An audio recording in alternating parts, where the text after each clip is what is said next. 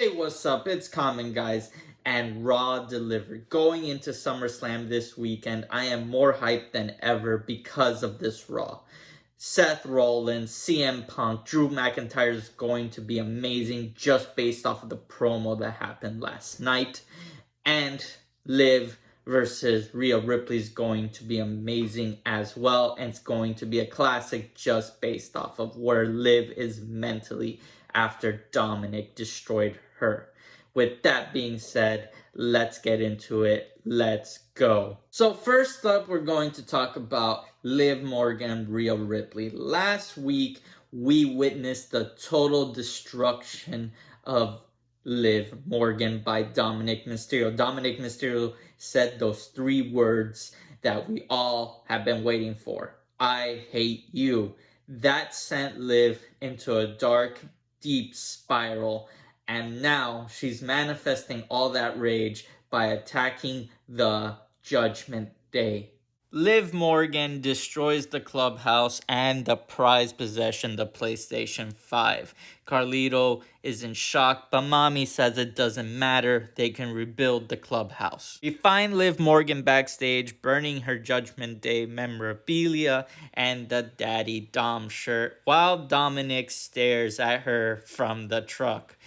It's quite a scene to watch because Liv has cracked. She has told the Judgment Day that she's not only coming for mommy, she's going to finish the revenge tour, and that Dominic has chosen the losing side and that should be his place. And Rhea Ripley's response to Liv is basically summarizing that while Liv tried to destroy her Judgment Day, her relationship with Dominic, and ultimately her title run, it doesn't matter because come SummerSlam, everything will end and the revenge tour by Liv Morgan is over. I still stand on my theory. Liv Morgan is better for the Judgment Day, and it makes more sense for Dominic to be in alliance with Liv. Rhea Ripley doesn't even want Carlito there, which was brought in by Dominic. On top of that, the Judgment Day went on a losing streak tonight. They lost to Jey Uso, and they lost to Sami Zayn, and they lost to Gunther.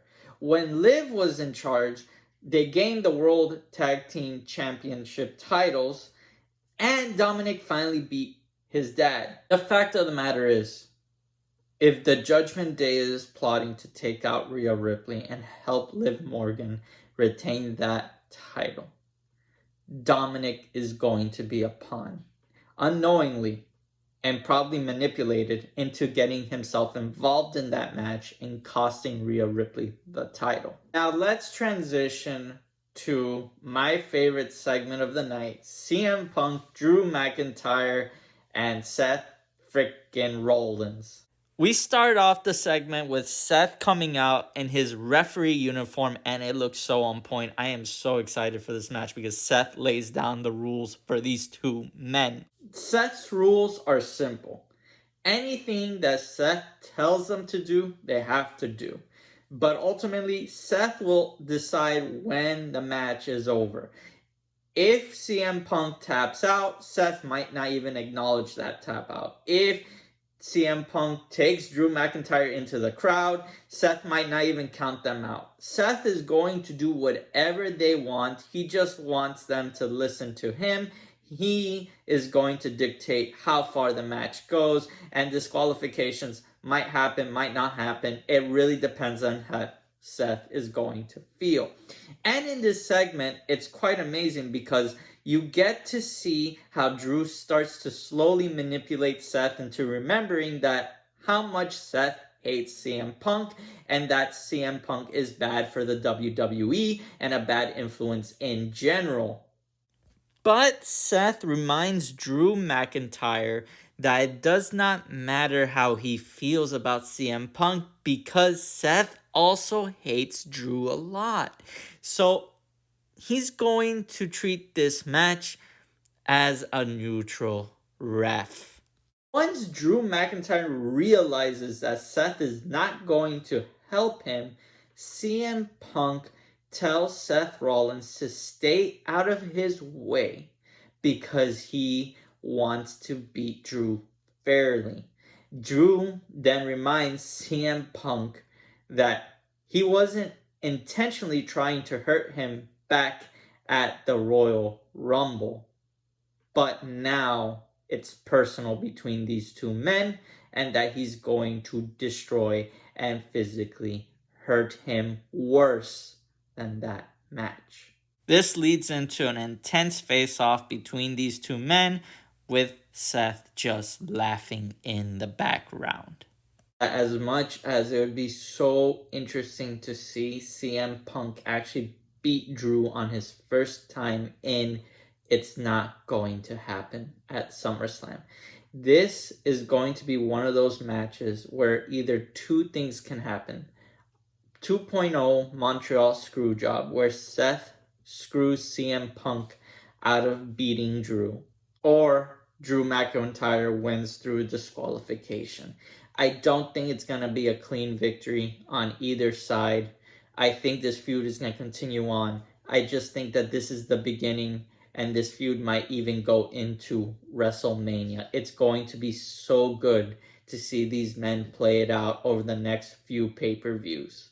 Now we continue building up the feud of Maxine, Otis, and Tozawa versus the Creed brothers and Chad Gable, with Chad Gable having the Creed brothers beat up Otis and Tozawa.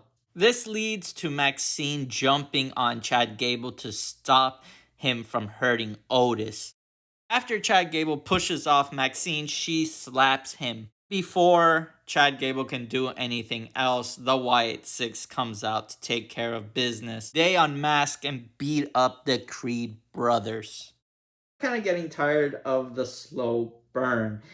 This needs to be a match for SummerSlam, because honestly, the Wyatt Six interfering with Chad Gable, while great imagery-wise, is not emotionally connected to what I think is the better story, which is Chad Gable teaming up with the Creed brothers, trying to destroy his old Alpha Academy. It's something that is more emotionally charged, more emotionally connected, and I'm more invested in that story than just the Wyatt Six interrupting every time when Chad Gable wants to go full heel. All ends on a high note. The Finn Balor versus Gunther match was really good. You already know the results because I told you earlier in the video, but Damian Priest does come out to beat up Gunther after the match is over. With that being said, let me know in the comments down below what your favorite segment was. Please like and subscribe, and as always, see you on the next one.